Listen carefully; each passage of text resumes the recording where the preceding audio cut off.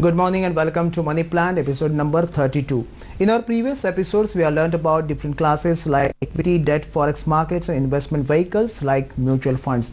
Today we will learn about the different features and benefits of non-life insurance and rural insurance products. Well, rural insurance comprises of insurance solutions to meet agricultural and rural business. When we talk about general insurance, it is not meant to be for the investment but for the protection.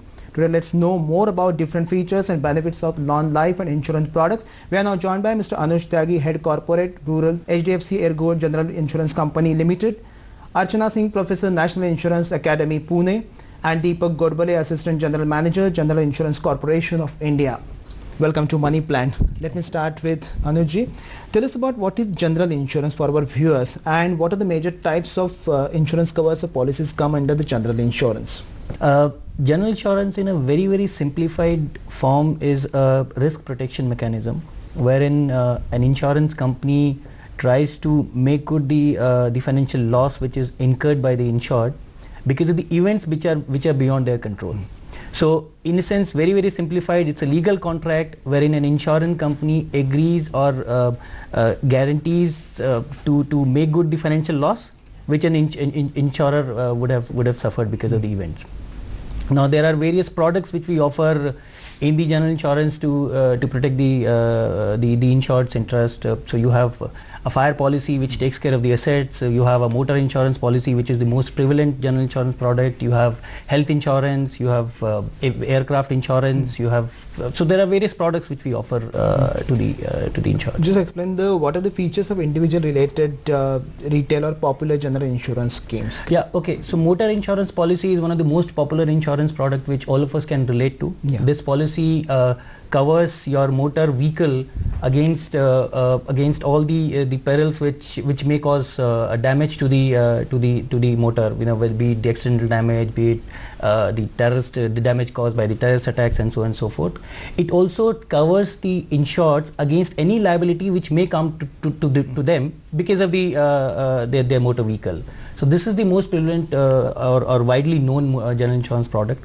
A fire insurance policy will protect you. Protect your assets against damage caused by fire, and there are other perils which are defined in the policy. Similarly, a health insurance policy will take care of your expenses you incur in case of a hospitalization.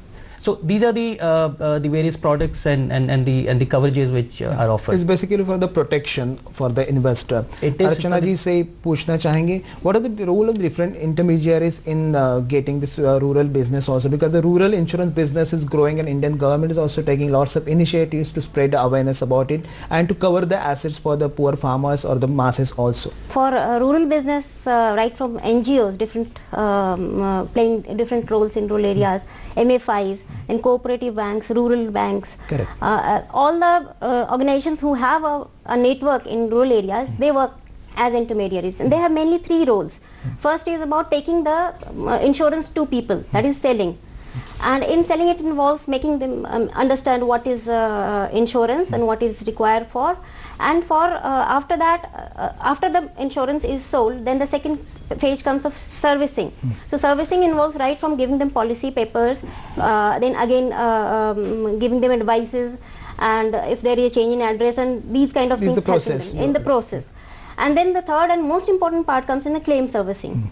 So in claim servicing part, providing the right information at right time to the people and arranging, helping them in arranging for documents which are required for claim settlement and helping them get in the final benefit. In that also intermediaries role play a very important role. Deepak ji, let me ask you a very basic question. Why a single company can't offer you life as well as non-life insurance or general insurance products? Very true. Many people would be thinking as to why, unlike all other sectors, I cannot go to a single company and try to get a life insurance policy as also a general insurance policy. Basically, one has to look at, though they sound to be the same as life insurance and general insurance, there are many basic differences between these two businesses. For example, if we are talking of duration of the contract, the life insurance contract will be a long duration contract, whereas a general insurance contract would be mostly a 365-day contract.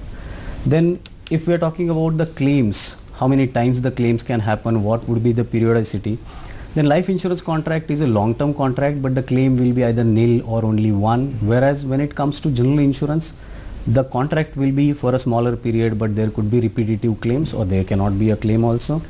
So because of all these things, mainly the reliance of doing the business on statistics, probability or the experience is more in case of life, but that can't be related to general insurance. And then there's one more difference as well, that in general insurance at times there are certain large values. Say for example a petrochemical unit or airline company and all that, or then certain small risk but which will accumulate and create very huge values. Now looking at all these differences, one will appreciate that yes, these businesses are different, and that's why in India and in many other countries also, the two businesses are not allowed to be done by a single entity. So this is the reason why one cannot buy life insurance as also non-life insurance product from the same company. Deepak ji explained the duration of the contract which comes in non-life and life insurance. Anuj, tell us what are the important terms or the contents of non-life insurance products when we consider? The fundamental is that it's a contract. Now it's a legal contract, so there are defined terminologies or there are defined features of a policy. The most important would be the duration of the contract, which is mentioned on the policy, which normally in non-life insurance is an annual contract. Second would be the sum insured.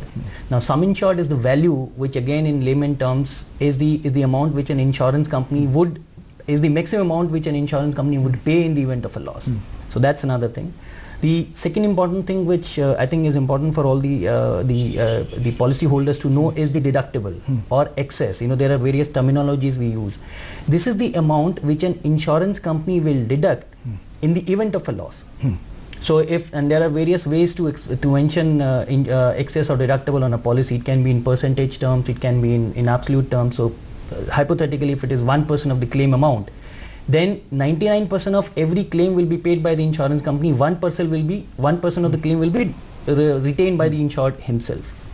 Then so you have the premium, which is the consideration insured will pay to the insurance company for the contract. So these are and then there would be various exclusions. So every insurance policy will have exclusion, which means what is not covered. So it's important for the it's important for the policy holder to clearly understand and ask their insurance company or the agent what does a particular exclusion means. Because in the event of a loss, if the loss is triggered by any of the exclusions, then insurance company will not pay for that loss. Definitely. So these are the important things the insureds need to keep in their mind. We'll definitely discuss more products available in the sector also, but we are taking a short break now. Do stay with us.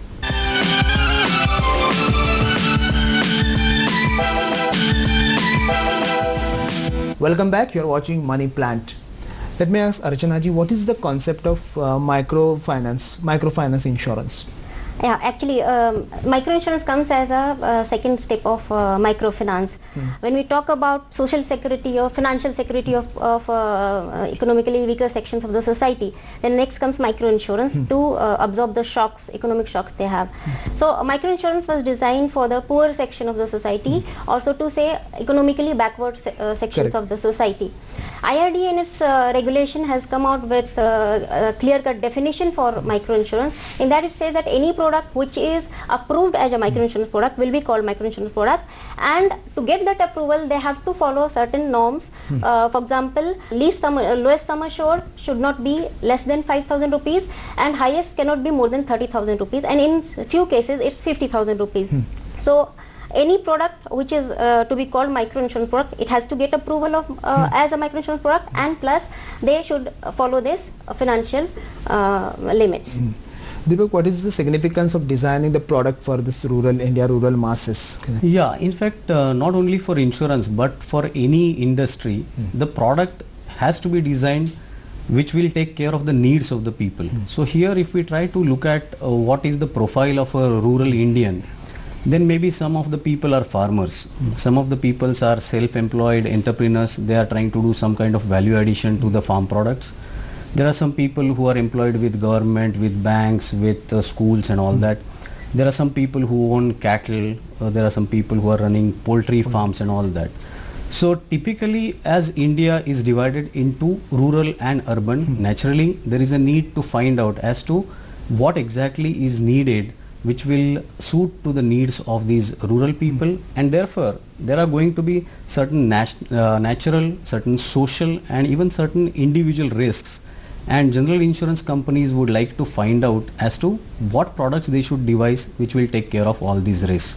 So this is the reason why the products for rural India might look different than the products which are available for the urban Indians. Of course, the products are different insurance, and what are the different schemes announced by the government of India as well as the private scheme, because crop insurance is most important for any farmer. Yeah, you have said it. Because for a country like India, if general insurance companies are not offering crop insurance, then you know that this country is almost dependent upon what the agricultural sector does, because the whole economy gets affected if the agriculture doesn't do well. This was realized and recognized by the government since independence itself, and so many of the experiments were happening in India on designing about a crop insurance scheme. Basically, one has to look at what kind of crops will be covered under this, how the pricing should be done, what would be the level of indemnity offered, what will be the subsidy that would be there. In doing all this, there were certain experiments already done, and then came a time that in 1984 a comprehensive crop insurance scheme was introduced. Basically, this scheme was introduced for whole of the country, but the state governments were told to add into this scheme as and when they feel like getting in. This scheme was limited to the farmers who would take bank loans, and the scheme used to take care of the crops as also some other kind of pulses, etc. Looking at the experience of this scheme, in 1989 one more scheme was introduced called as National Agriculture Insurance Scheme, also known as Rashtriya Krishi Bima Yojana. And currently this scheme is being run by a company which was specifically formed to take care of crop insurance, called as Agriculture Insurance Company of India. And this particular scheme also takes care of the farmers who have not taken loan. So this takes care of the loany farmers as also non-loany farmers. Plus, to add on to this, there are many other schemes which are index based. They are either linked with the rainfall or they are linked with the weather. I think Anuj can probably tell us about typical features of any index based scheme. Whether some light on that. As Deepak said, index-based schemes are linked to the event. So you have a rainfall index, which is the higher rainfall or the deficit rainfall. So if in an area you define an index, which is you collect the data from the weather stations, which are all across the country, and so you decide an index that this is the index for deficit or excess. Now, in case there is an excess rainfall, there's an amount which which is predefined, you pay to the farmer, no questions asked. In case there's a deficit, no questions asked, again you pay the amount. Similarly, you can have a temperature index, you can have a humidity index, and so on and so forth. So depending on the nature of the crop and the area, you decide the parameters and you design a scheme. Most importantly, the farmers also have enough awareness about all this scheme, because the commendable work done by GIC or all the other private insurance companies, grievance redressal mechanism for the policy holders. What do they do now? The best situation in any industry is there is no grievance. But as Anuj was saying, that the major problem in this industry is moral hazard. So there are going to be certain cases where insurance company says that we are not ready to pay, and buyer of the cover says that my claim should be paid. So like any other industry, here as well in general insurance, you have a step-by-step approach. The person can go to the office which has issued the policy and lodge a complaint. If he is not satisfied with the kind of answer of his answer has not come out well or not come out at all from the company, he can approach a higher level of that company, maybe a divisional office, a regional office, zonal office, or whatever different companies may call it. And if he is still not satisfied, there is a system of insurance ombudsman. Now in many different states, insurance ombudsman's offices are there. Basically they will look into the grievances of the policies of the individual nature and the disputes up to 20 lakh rupees. And I think this particular system is working very well, and people are getting the kind of results that they are expecting from ombudsman. Plus naturally beyond that also there are consumer courts, there are certain lok adalats in which maybe government will try to settle these grievances. So the machinery is absolutely available, people are making use of it. Anuj, of course we have discussed or addressed many issues, but what are the major issues do you think this non-life insurance facing? I'll first talk from the industry point of view. One of the biggest challenges the industry faces is the low penetration levels. You know, India still on the non-life side is 0.6% of the GDP is the penetration, which is abysmally low vis-a-vis some of the underdeveloped economies. Forget about the developed economies like the European economies and all. Rural market is virtually untapped. On the, I mean, again, to build on the penetration part, you know, you have close to 50% of the vehicles on road which are still uninsured. 97-98% of the houses are uninsured. Only 5% of the health spent is through insurance. So that's the level of under penetration which the insurance industry is facing.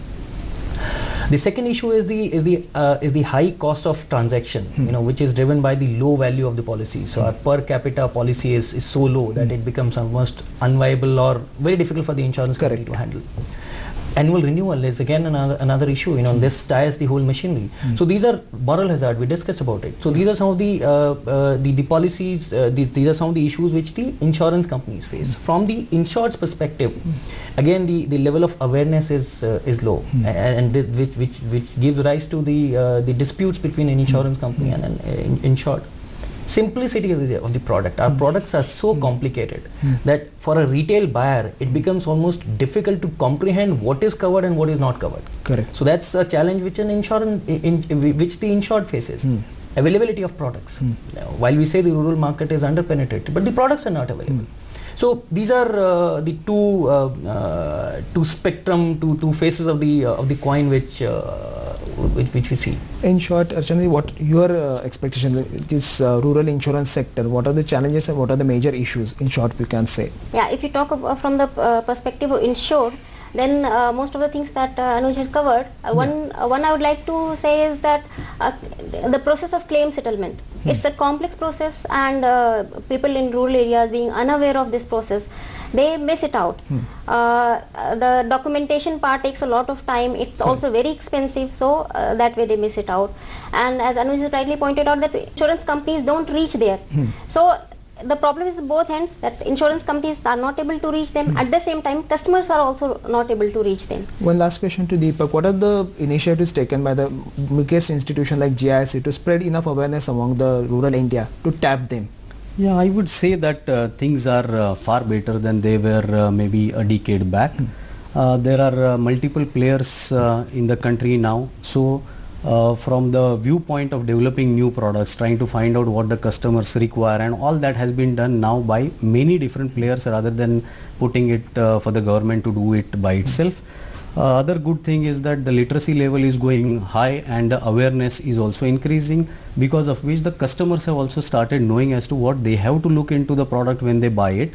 And if you see the combination of both this, then though unfortunately yes, the penetration is not up to the mark, we can just hope that in the years to come India will show a very good growth of general insurance premium, and I'm very sure that the rural India will add a lot of its contribution in growth of this sector. Definitely India is a growing store, and we'll hope that the general insurance premium we will achieve in the next years. Deepak, Archana ji, Anuj, thanks a lot for joining us on Money